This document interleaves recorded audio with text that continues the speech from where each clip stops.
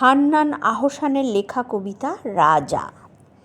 রাজার মতন রাজা তিনি, কেউ তো অমন বলেন না। পান থেকে চুন খসলে জানি, তবু মশাই টলেন না। কেমন রাজা, দেশের রাজা, কেউ কখনো জানেন না।